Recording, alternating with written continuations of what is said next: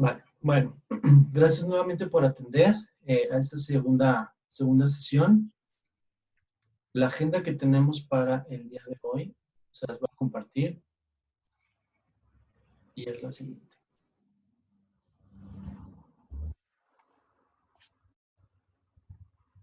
Por eso decía que es la siguiente. Ay, se trabó.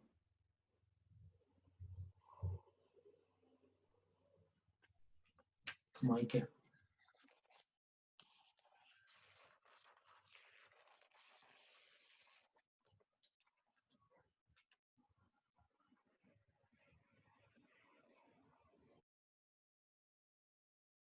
Se nos trabó esto, pero bueno, va de nuevo.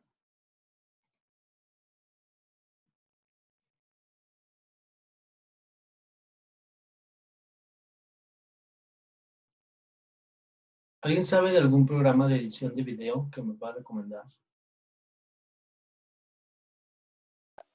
A ver, Chava, tú eres comunicólogo. A ver, Chava, ayúdanos. Ah, Chava, ¿el perfecto? Sí. Sí, el Chavo, o ya no está en la sesión. Sí, aquí está, aquí está. Sí, ahí está, ya contestó. Ah, No, pero que hable. no puede porque no tiene micrófono. Pues, Ya le dije que por qué no pone cámara y todo. Me ignoró. Bueno, les comparto ahora sí. Ay, Dios.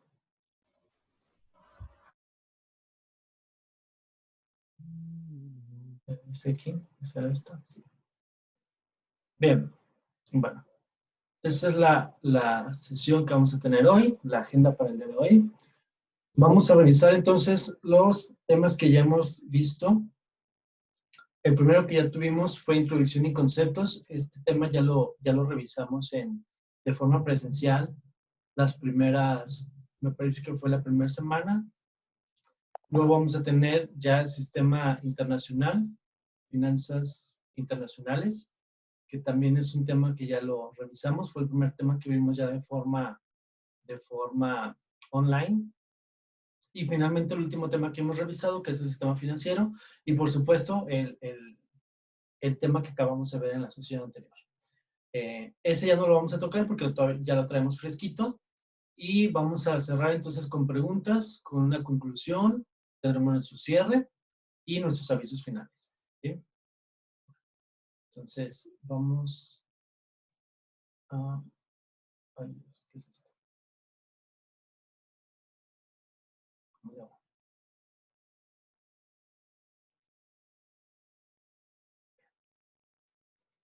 Vamos entonces con la primera. Intentaremos irnos rapiditos. Quedamos entonces que las finanzas internacionales son un tema de interés,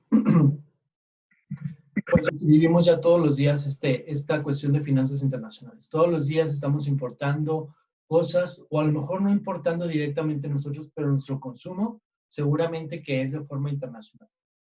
Por ejemplo, todos nuestros productos son nuestros devices que no se fabrican aquí en México, que se fabrican a lo mejor en China, que son de, digamos, nacionalidad americana, como un iPhone, como a lo mejor un Huawei, que es de Asia. Todo lo que nosotros consumimos, pues forma parte de las finanzas internacionales. La producción de bienes y servicios, igual que el consumo, se ha globalizado. Recuerden que les comentaba que cuando era pequeño, no teníamos ese acceso a diferentes productos que no se fabricaban aquí en el país.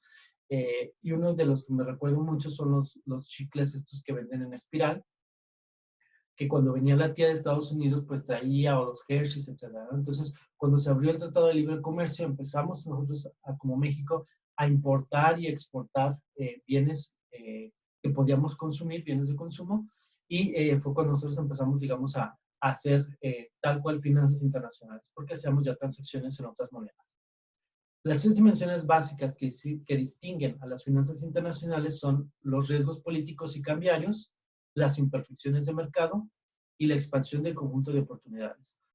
Recuerden que ya lo revisamos este tema. Y bueno, veíamos entonces que los riesgos políticos y cambiarios eran los que nosotros decíamos cuando los gobiernos nos juegan chueco y nos dicen, voy a trabajar de esta manera, los impuestos se van a cobrar de tal o cual forma, y al final de cuentas cambiaba algo, ¿no? Como finanzas internacionales, nuestro objetivo principal es, bueno, ver dónde me va a costar menos poner una planta de producción, a lo mejor un call center. Si yo decido establecer un call center a lo mejor en la India y planto mi centro de call center y al final el régimen de impuestos me lo cambia el gobierno, entonces estoy corriendo yo un riesgo político. Recuerden también entonces que el riesgo cambiario era este riesgo que nosotros corríamos al manejar diferentes tipos de cambio. En la sesión anterior ya vimos que un tipo de riesgo pues es que suba o baje, ¿no? Que el tipo de cambio no sea favorable para nosotros y que de alguna manera nos esté impactando y no podamos tener una certeza de cuánto es lo que voy a estar gastando normalmente.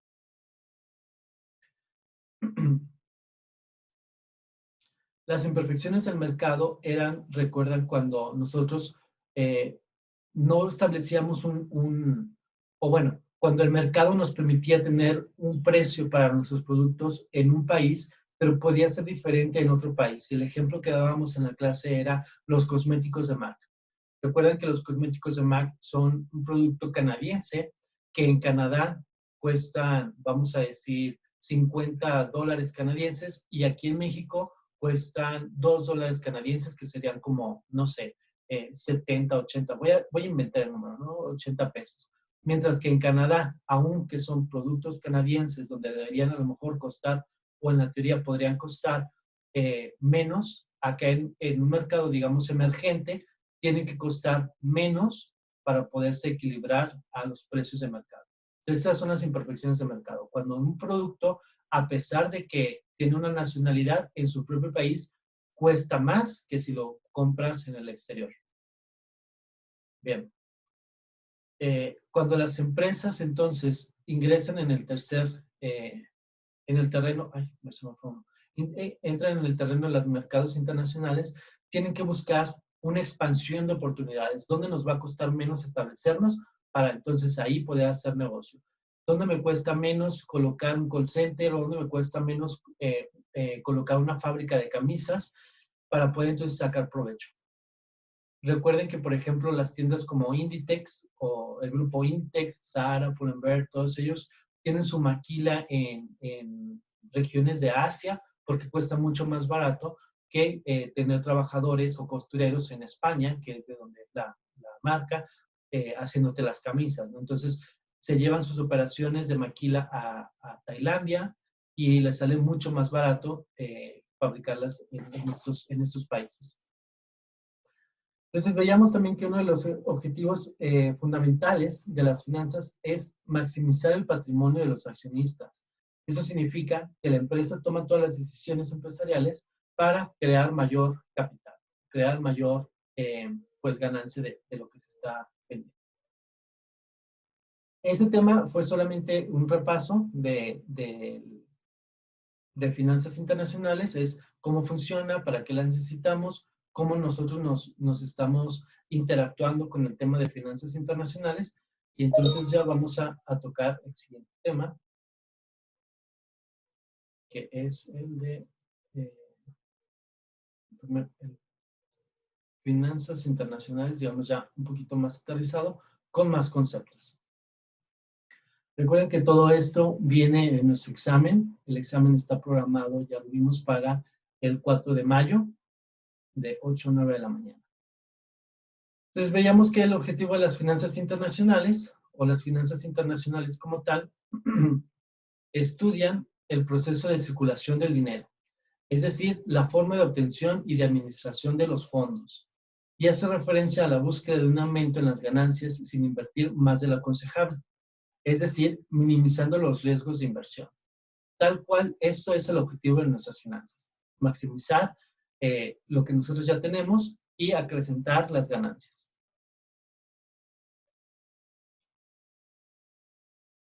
Implementar las estrategias adecuadas para aprovechar los recursos económicos generaría la optimización de los mismos, obteniendo así un rendimiento económico de mucho mayor. Eso significa, bueno, eso sigue siendo parte de lo que es el objetivo de las finanzas internacionales o tal cual de las finanzas. Nos vamos a brincar la parte de historia y me vengo acá a esta diapositiva. Siempre que alguien invierte dinero, hay otro que lo solicita, que solicita un préstamo, y el premio que recibe quien invierte es la tasa de interés sobre el capital original, llamada rendimiento, que representa un costo para quien toma los recursos en calidad de préstamo. Entonces, puesto en otras palabras, o puesto, digamos, coloquialmente, siempre vamos a tener dos personas o dos entidades. Una persona que necesita el dinero y que está dispuesta a pagar por el dinero, y otra persona que tiene, digamos, dinero de sobra, que puede obtener una ganancia a la hora de prestar dinero. Y entonces vamos a tener siempre quién necesita el dinero y quién está dispuesto a darte el dinero. El uso idóneo de los instrumentos financieros y de los préstamos e inversiones son la clave para el éxito y el crecimiento económico de una organización. Las tendencias financieras, por otra parte, también definen el estado de la economía a nivel global, de manera que los bancos centrales puedan planificar las políticas monetarias. Y otra vez volvemos a escuchar Banco Central. Entonces, el Banco Central en finanzas internacionales, digamos, va a ser nuestro mayor institución, y de él se van a desprender todo lo que vamos a platicar de finanzas internacionales. El Banco Central, en nuestro caso el Banco de México, va a definir las políticas monetarias para acrecentar la riqueza del país. Para realizar un negocio, las empresas necesitan una variedad interminable de activos, los cuales pueden ser tangibles, como maquinaria, fábrica, oficina, y los intangibles como marcas, conocimientos técnicos y patentes. De ahí la necesidad de las finanzas, puesto que a través de ellas se logrará obtener el dinero necesario para el funcionamiento y crecimiento de las mismas. Entonces, nosotros como empresa siempre vamos a tener diferentes tipos de activos. Los que logramos comprar o los que logramos tocar físicamente, y aquellos que no logramos tocar o que no podemos ver, como las patentes o como las marcas, que ya lo veíamos. Había marcas que son, que solamente tal cual la marca tiene un valor pues millonario, ¿no? Como Coca-Cola, como marca Starbucks, que toda la imagen y toda la presencia ya te cuestan algo. Además de que tienen sus activos como lugares, cafeterías, maquinaria, equipo, etc.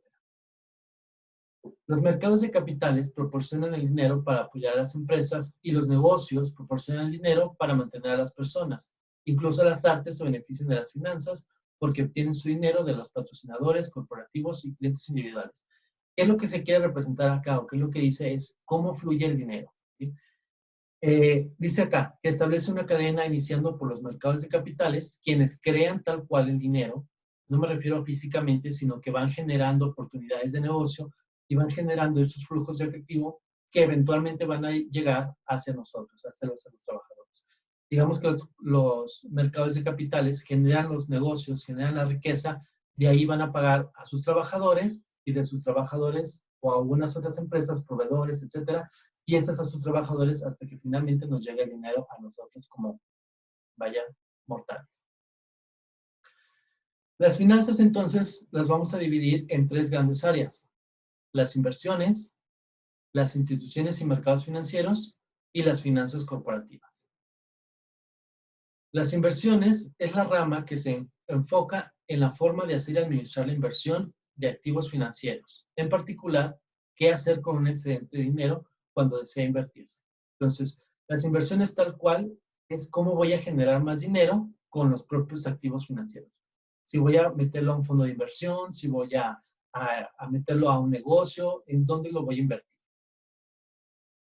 Después tenemos las finanzas corporativas, en las cuales se estudian en tres aspectos, que es la inversión en activos reales, los activos financieros, los excedentes temporales de efectivo, cómo voy a obtener los fondos necesarios para la inversión y cómo voy a hacer los repartos de dividendos. Dentro de las finanzas corporativas, entonces veíamos la figura del CEO, del CFO. ¿Quién es el director financiero? la persona responsable de una decisión significativa en materia de inversión o financiamiento de la empresa. ¿Sí? Es importante que sepamos distinguir entre un CFO y un CEO. También fue tema de discusión dentro del aula. Normalmente las empresas más grandes suelen nombrar subdirectores o subdirector general y esos están profundamente relacionados o impactando en el diseño de la política financiera y de la planificación financiera, además de supervisar el trabajo del tesorero y del jefe del control de gestiones. Entre las funciones más importantes que realiza un director financiero se encuentran las siguientes: gestión de tesorería, obtención de financiación, gestión de créditos, pago de dividendos, pago de seguro, preparación de impuestos, preparación de estados financieros, auditoría interna, relación con los bancos e instituciones financieras. El principal objetivo de un administrador es generar riqueza para los accionistas de la empresa, la cual es medida en base al rendimiento por acción, a valor en libros y rendimiento por acción a valor de mercado. ¿Qué significa esto? Que el principal objetivo del administrador es tal cual generar más dinero, generar más riqueza, no más dinero, sino más riqueza para los accionistas. Ya sea que la acción valga más en libros o que la acción valga más en el mercado financiero. O sea, que la podamos poner a un mercado financiero a un precio de cotización mucho más alto. El presupuesto se define como un plan integrador y coordinador que expresa en términos financieros respecto a las operaciones y recursos que forman parte de la empresa para un periodo determinado con el fin de lograr los objetivos fijados por la gerencia. Tal cual el presupuesto va a ser un plan financiero. ¿En qué me lo voy a gastar? ¿Cómo voy a invertir? ¿Qué voy a hacer con mi excedente? Si lo voy a repartir en utilidades, si lo voy a hacer en inversión en maquinaria, en equipo, voy a aumentar los sueldos, ¿qué voy a hacer? ¿Sí? Es un presupuesto, un plan financiero. Ahora vamos a ver los riesgos. El riesgo financiero es el riesgo de no cubrir los costos financieros que están asociados al crecimiento, a cambio del cual se obtiene un incremento superior al pronosticado por el modelo. Entonces, un riesgo financiero como tal es qué va a pasar si yo no puedo cumplir con mis obligaciones, no puedo cumplir con los costos a la hora de que yo voy a hacer mis planes de inversión. Si yo estoy diciendo que voy a tener un plan de inversión, voy a acrecentar la planta y al final de cuentas no voy a poder pagar con, no sé, la mano de obra de acrecentar mi planta, estoy incurriendo en un riesgo financiero. Y el riesgo financiero lo vamos a tener siempre toda la vida. Cuando nosotros salimos a la calle a comprar algo con nuestra tarjeta de crédito, corremos el riesgo de que al final del mes no tengamos el dinero suficiente para liquidar la deuda. Bien.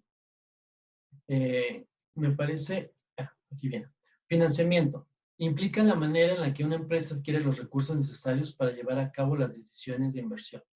Entonces, el financiamiento tal cual es de dónde voy a obtener los recursos. Ya sea que voy a recortar dinero para poder tener más disponible y hacer una inversión, o voy a pedir prestado, voy a emitir acciones, voy a sacar bonos. ¿De qué manera es como me voy a financiar? ¿Voy a jinetear tal cual el dinero o voy a pedirle prestado al banco una cantidad para poder acrecentar mi planta? Es la manera en la que nosotros vamos a tener dinero, tal cual el financiamiento. Bien, hasta aquí hay dudas de las dos primeras partes, que fue las instituciones. No, ¿Todo bien? Todo bien, todo sí, bien. Todo claro. Perfecto. Bueno, vamos entonces con el sistema financiero mexicano. Creo que vamos muy bien en tiempo. Y aquí nosotros ya estamos entrando, digamos, en temas mucho más específicos de finanzas internacionales. Y es tal cual el sistema financiero mexicano, que va a ser la base de todo esto para poder nosotros expandir nuestros horizontes hacia nuevas fronteras. Y veíamos entonces que el sistema financiero forma un papel central en el funcionamiento y desarrollo de la economía. Decíamos entonces que el Banco de México tiene como una de sus finalidades promover el sano desarrollo del sistema financiero a través del sistema bancario. Un banco central pone en circulación la moneda nacional e instrumenta las políticas monetarias y cambiarias. La principal función de un sistema financiero es intermediar entre quienes tienen el dinero y quienes necesitan el dinero. Y ya veíamos esta presentación en el video que les subí, donde el sistema financiero mexicano o lo fuerte del sistema financiero mexicano son sus intermediarios. Como principal vamos a tener el Banco de México, quienes van a regular sus intermediarios, y sus intermediarios, los más conocidos, van a ser los bancos como tal. Tendremos otros, por supuesto, como casas de bolsa, como arrendadoras financieras, como aseguradoras, pero los principales o los mayores van a ser los bancos. El sistema financiero está integrado principalmente por diferentes intermediarios y mercados financieros. Los bancos comerciales quizás son los intermediarios financieros más conocidos, puesto que ofrecen directamente sus servicios al público. Otros más son las aseguradoras, afianzadoras, arrendadoras, casas de bolsa y las administradoras de fondos de inversión. Estoy seguro que todos estamos relacionados o por lo menos familiarizados con estos términos, puesto que día a día los estamos viendo, ya sea una casa de bolsa o incluso una aseguradora, donde vamos y aseguramos nuestro auto o compramos un seguro de vida. Todas estas forman parte del sistema financiero mexicano y están reguladas o cuelgan pues del Banco de México y de su regulación. Bien, cuando los bancos otorgan crédito, cobran una tasa de interés, que era lo que ya veíamos en las presentaciones anteriores. Los que tienen dinero y se pueden dar el lujo de prestárselo a otros, pues nos van a cobrar una tasa de interés a quienes no tenemos y solicitamos un préstamo. Cuando nosotros, o la tasa de interés que se cobra, la vamos a llamar tasa de interés activa, y la tasa de interés que nosotros pagamos, la vamos a llamar tasa de interés pasiva. Bien. Entre los riesgos que corre una institución financiera vamos a tener dos, y van a ser los riesgos de crédito y los riesgos de liquidez.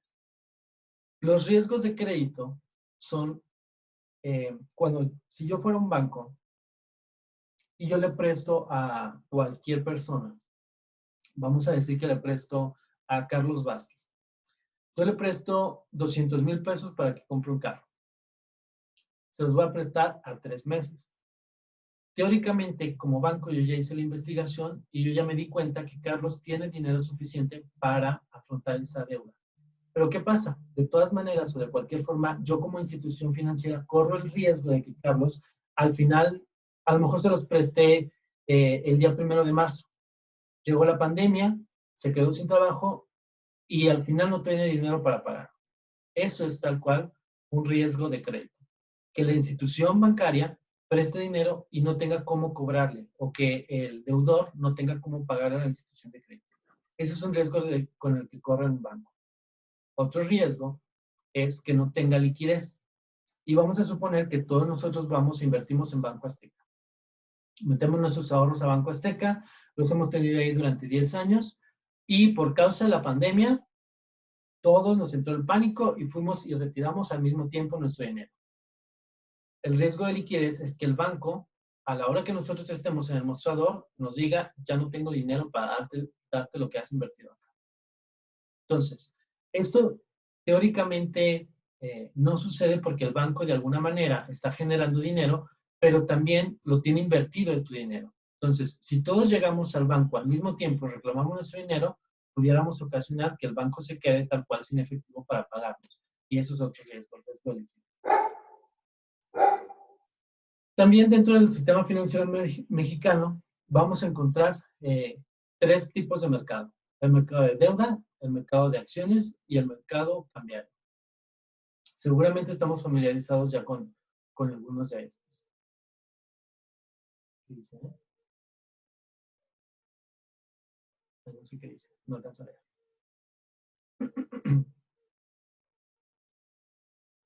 Bien. ¿Ya son las 11 o qué? Bueno, el mercado de deuda lo vamos a dividir en cuatro clasificaciones. 1 es por medio de su cotización, 2 por medio de su colocación, por su tipo de tasa y por el riesgo del emisor. Si nosotros ya sabemos entonces que los mercados de deuda es cómo vamos a conseguir un tipo de financiamiento. Nosotros ya sea que podamos pedirle al banco para poder obtener más dinero y acrecentar nuestro negocio, o bien podemos emitir deuda. ¿Qué es esto? Emitir obligaciones. Y un instrumento de deuda es tan simple como un pagaré, ¿Por qué? Porque se emite un compromiso o tan complicado a lo mejor como emitir unas acciones. ¿Sí? Cuando las empresas generan acciones o quieren obtener más capital, pues diluyen sus acciones, piden más dinero y meten más gente al negocio. O bien pueden obtener más dinero yendo al banco, pidiendo prestado y generándose una deuda, o bien emitiendo bonos, que es tal cual este tipo de mercado, el mercado de deuda. Ahora, los tipos de instrumentos de deuda que vamos a tener en este tipo de mercado, los vamos a clasificar por su cotización. Por su cotización van a estar a descuento o a precio. Eso es importante que lo tengamos claro porque si es pregunta de examen. Entonces, los valores a descuento son aquellos valores que tal cual el papelito dice un valor, pero cuando se hace la transacción, te hacen un descuento sobre el valor que dice el papel. ¿Bien? Un ejemplo que vamos a ver más adelante va a ser el de los CETES. Tal cual los CETES es un papel gubernamental que emite el gobierno para obtener fondos. Si tú ves un CETE, tal cual el billetito o el pagaré, que es un CETE, tiene el valor que son 10 pesos. Y el valor facial o el valor nominal dice ahí 10 pesos. Está escrito por 10 pesos. Cuando tú haces la transacción, te lo venden a ti en 8 pesos. ¿Sí? Significa que tuviste un descuento sobre esos 10 pesos. Tú entregas el dinero, das tus 8 pesos y al final de los 28 días, que es un plazo de un CETE pequeño, el banco te va a entregar 10 pesos. ¿Sí? Tú lo compraste en 8 pesos, lo compraste a descuento, porque el valor real es de 10 pesos, lo compraste en 8 pesos, lo compraste a descuento y al final del término te pagaron 10 pesos. ¿Sí? Ahora, tenemos otros tipos de instrumentos que por su cotización son a precio, que significa que tienes el pagaré o tienes el instrumento. El instrumento está señalado por 100 pesos. Cuando tú vas y haces la transacción, a ti te cobran 100 pesos. No te hacen ningún descuento. Pero al final del plazo, tú vas a obtener tus 100 pesos más tus bonos o tus intereses. Entonces vamos a tener esos dos tipos de instrumentos. Los que cotizan a descuento, que es del valor facial, te hacen un descuento, y los que cotizan a precio, que es del valor facial, no te hacen ningún descuento y obtienes intereses o obtienes bonos o cupones. ¿Hasta aquí bien? Pero en estos documentos, los que tienen descuento, ¿sí aparece la cantidad con descuento o aparece la cantidad del precio que tenían inicialmente? Aparece la cantidad del precio inicial. Te das cuenta que si Okay. es como si yo te doy un billete de 100 pesos, ¿sí? Y te ¿Sí? digo, te doy este billete de 100 pesos que dice vale por 100 pesos. Tú dame a mí los 100 pesos, ¿sí? Dame a mí 80 pesos en este momento y al final del mes yo te regreso los 100 pesos. Entonces, el valor del documento, el que dice el documento, no cambia. Simplemente a la hora que hacemos la transacción, yo te lo vendo más barato. Eso es a descuento. Ok, gracias. Espero no haberlos confundido ya más. Bien. No, todo bien. ¿Todo bien? Bien. Entonces, ya entendimos que un instrumento de deuda puede ser por su cotización y puede ser a descuento o a precio. Un instrumento de deuda puede ser por su colocación, ya sea una colocación pública o una colocación cerrada o privada. La colocación pública es, yo salgo tal cual a la calle y le grito a todo el mundo, necesito dinero, estoy vendiendo deuda o estoy colocando instrumentos de deuda. O voy con ustedes, con toda la escuela y les digo, necesito dinero, quiero colocar esos instrumentos. Cualquiera que se acerque conmigo, que quiera invertir en mi negocio, bueno, yo le doy un pagaré y él me da el dinero. Eso es una colocación pública. ¿Sí? Por medios masivos se hace eso. Tenemos también la otra parte que es una colocación privada, que yo solamente les voy a decir a mis amigos. Yo tengo 5 amigos, entonces voy con Miguel y le voy a decir, ¿qué onda Miguel? Necesito dinero, estoy emitiendo deuda, estoy haciendo pagarés. ¿Te interesa?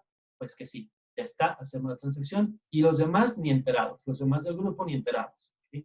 Entonces vamos a tener por su colocación estos dos formatos, pública y privada. Vamos a tener también instrumentos de deuda según su tipo de tasa. Y habrá valores que pagan una tasa fija, que es el instrumento que yo te estoy vendiendo. Yo te voy a decir en este momento, te lo vendo en 10 pesos con una tasa de interés del 10%. Lo que significa que al final del periodo yo te voy a dar el 10%. O sea, tu capital más tu 10%. Y así se va a mantener. Tú estás seguro que al final del plazo tú vas a obtener tu 10% adicional de lo que invertiste.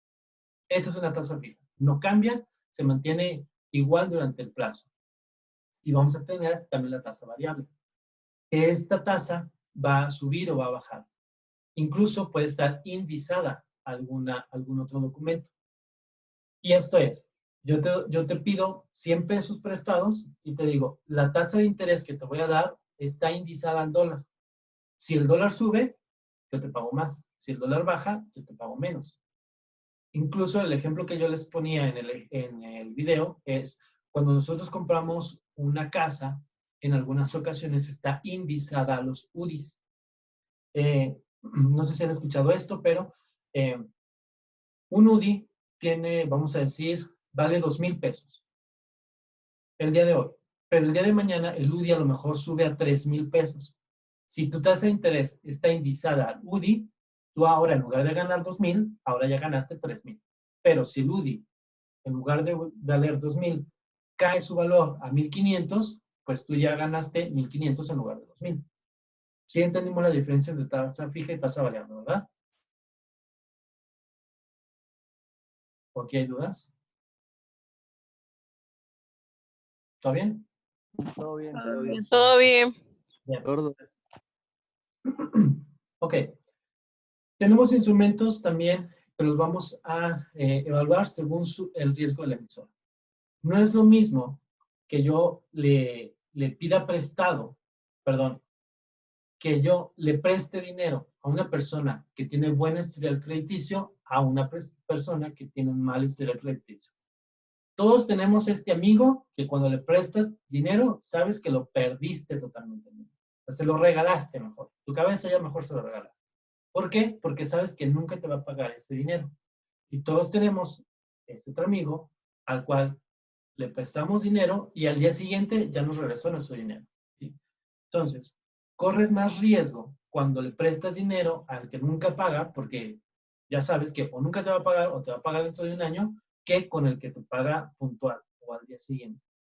¿Sí? Entonces, vamos a tener estos dos tipos de instrumentos. Los que son muy riesgosos, porque es posible que te pague muy poco o no te pague, y aquellos que tienes una certeza de que te van a pagar y te van a pagar bien. Entonces, esos son los tipos de instrumentos de deuda según el riesgo del emisor, según quién nos pida prestados. Bien. Características principales de los instrumentos de deuda. Y bueno, ya tenemos una lista de instrumentos que les pasé en las diapositivas. Aquí vamos a mencionar algunos. Los CETES, por ejemplo, son papeles emitidos por el gobierno federal con un valor nominal de 10 pesos y están cotizados a descuento. Esto es un ejemplo de un documento de deuda o un instrumento de deuda a descuento. Los bonos EMES, los sudibonos y los bondes son instrumentos que también son emitidos por el gobierno federal, que tienen un valor nominal de 100 pesos y se cotizan a precio. ¿Sí? Esto es que no te hacen ningún descuento. Y estos además te pagan una tasa de interés o te pagan cupones. Dentro también del sistema financiero mexicano vamos a encontrar el mercado accionario, que es otra forma en la que las empresas se pueden financiar o pueden obtener dinero vendiendo acciones. Vamos a suponer que tengo una empresa que se dedica a la construcción de muros de tabla roca y yo decido que necesito más dinero porque quiero expandirme a todo el Bajío. Entonces, en lugar de ir con el banco a pedirle prestado o sacar deuda, yo emito acciones y los invito a todos ustedes. Son ustedes 12 y conmigo 13. Entonces, ahora en lugar de yo tener el 100% de las acciones, dividimos el pastel o dividimos la empresa en 13 pedazos, donde todos somos corresponsables del riesgo donde yo no estoy obligado a pagarte nada si no tengo utilidades, pero tú sí estás obligado a darme dinero, ¿sí? Esto es importante. Quiero leer o quiero encontrar una parte. Aquí está. Eso es importante. Esa diferencia entre obtener el dinero de prestado o obtener el dinero de emisión de deuda, dice, esta la diferencia hace que la emisión de capital sea menos riesgosa para las empresas, pero más riesgosa para los inversionistas. Ojo con esto que es pregunta de examen. Cuando nosotros emitimos acciones,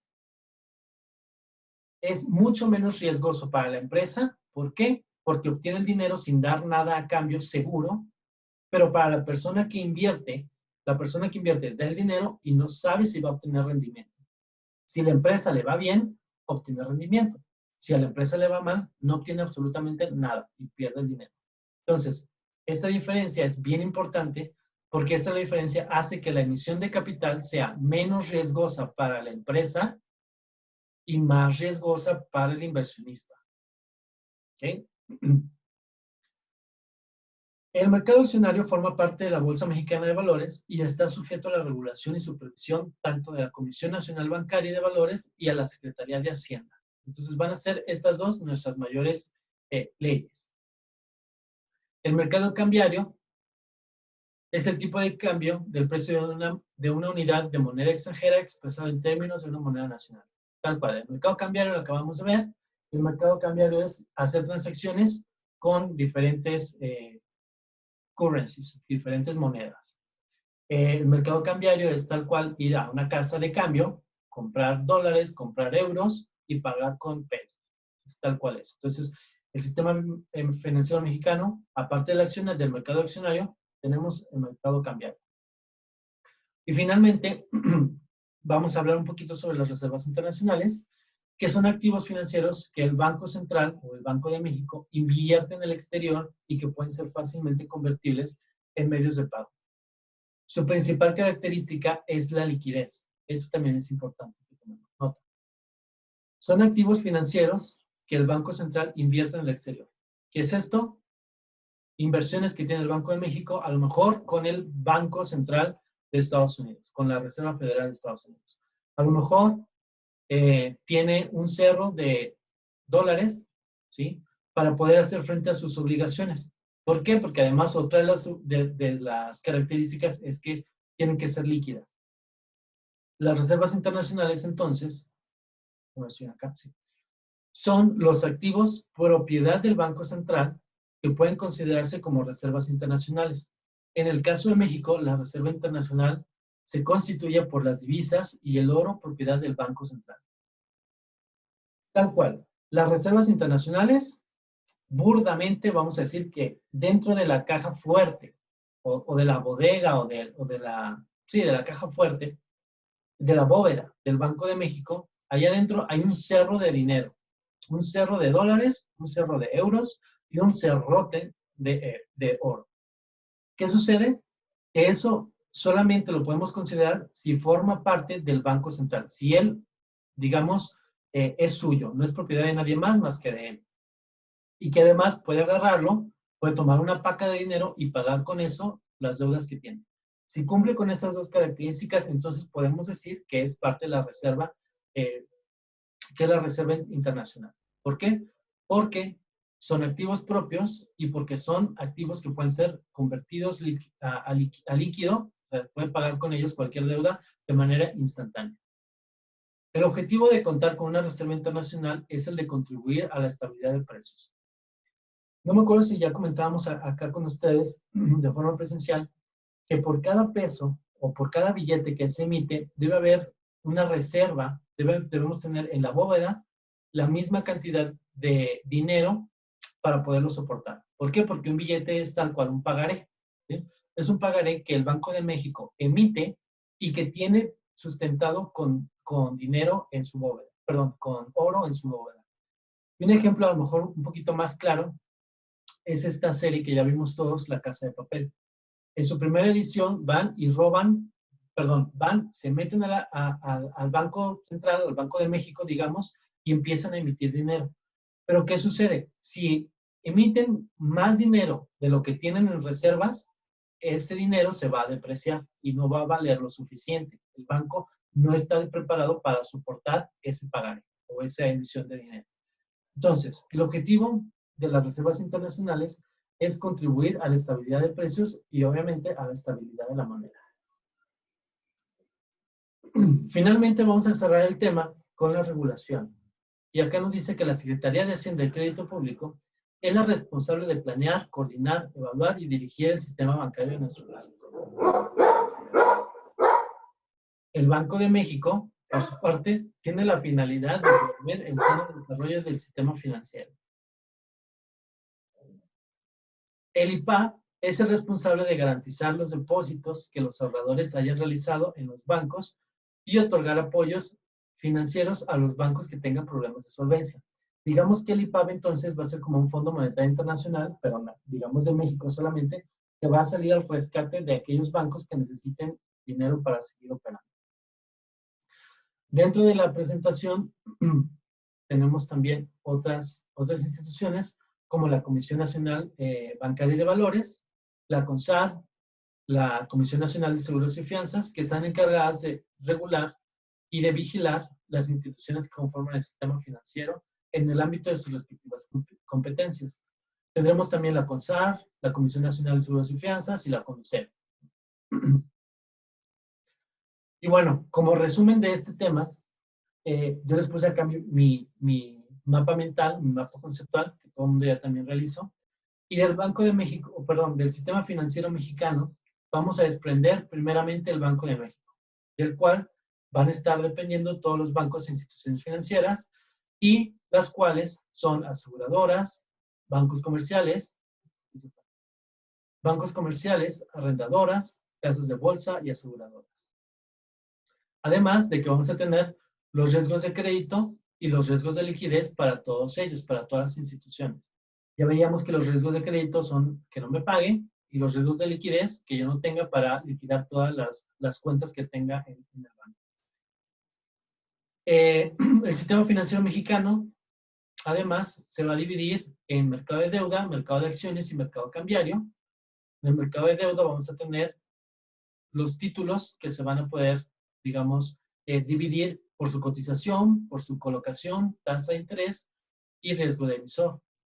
Los mercados de acciones son tal cual cuando una empresa necesita dinero y emite acciones, y el mercado cambiario va a ser si yo voy y compro dólares, euros o alguna otra moneda. ¿Sí? El mercado de Forex Exchange.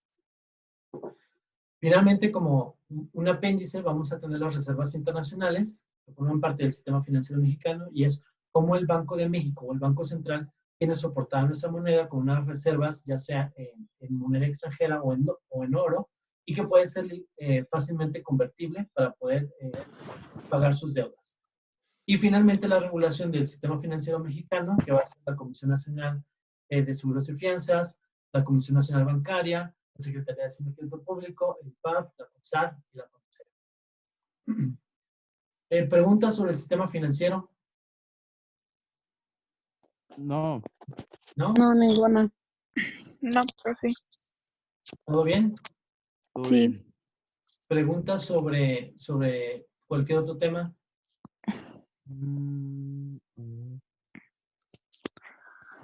No, profe. ¿Todo bien?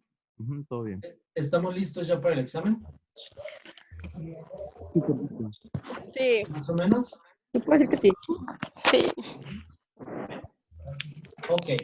Bueno, entonces nada más como conclusión, es necesario que nos pongamos a estudiar los temas que ya hemos visto.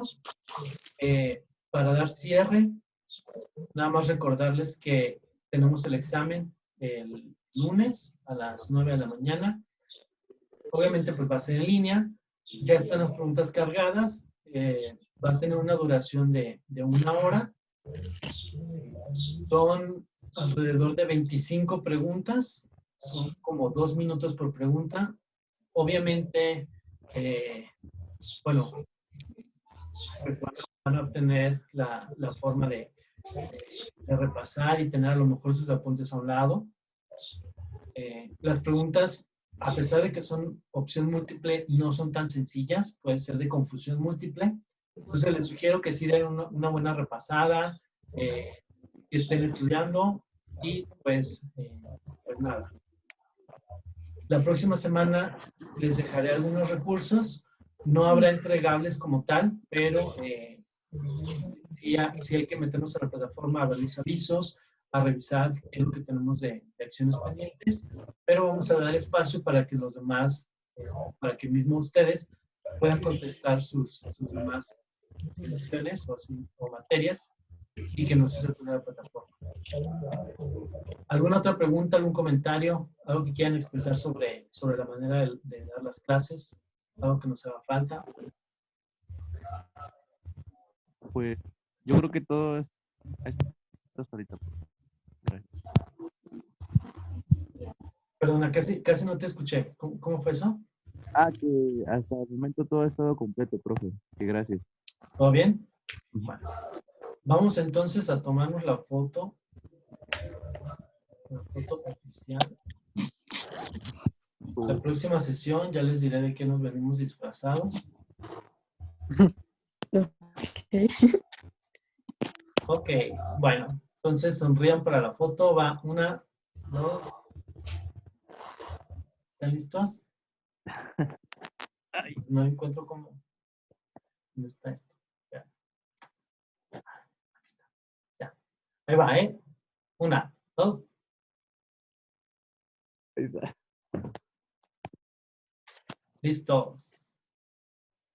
Bien, pues muchas gracias. Que tengan un buen fin de semana. Y pues espero que esto del coronavirus ya se quite pronto. ¿Vale? Que tengan un buen día. Hasta luego. Igualmente, profe, gracias. Igualmente, gracias. Gracias.